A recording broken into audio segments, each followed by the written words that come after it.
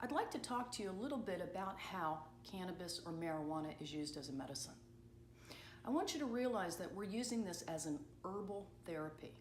It's not a pharmacological therapy yet, although pharmaceutical companies are working hard in that direction. But right now we're using this as an herbal therapy. And in its natural form, the plant is pretty amazing. There are over 450 active ingredients in the cannabis plant. Most of those active ingredients fall into three classifications. They can be cannabinoids, they can be terpenes, or they can be flavonoids. So let's talk about those. Flavonoids are the antioxidants, like the flavonoids we find in blueberries that provide good antioxidant protection. Terpenes are essential oils. They're what give the plant its essence or its odor.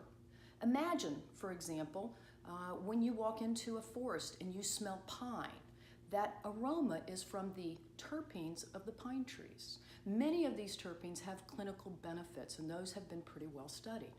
And then the final category are cannabinoids.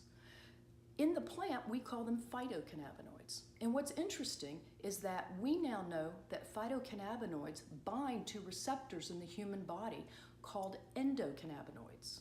And in fact, we make chemicals that are very similar to the marijuana plant's phytocannabinoids. We call those chemicals endocannabinoids. And we now understand that there's an entire system in the human body called the endocannabinoid system. The chemicals, the cannabinoid chemicals in the marijuana plant act within the endocannabinoid system. What's interesting is that even though this is all relatively new research, there's still a lot to be learned. But what we do understand is that the endocannabinoid system plays a very important role in maintaining balance or homeostasis throughout many different systems of the body. For example, the CB1 and CB2 receptors, those are the two first cannabinoid receptors discovered in the human body. They are the most prevalent receptors in the central nervous system. They play a very critical role in maintaining balance throughout the central nervous system, and especially in the pain pathways of the central nervous system. We also know that cannabinoid receptors are found throughout the immune system and play a very important role in regulating our immune responses.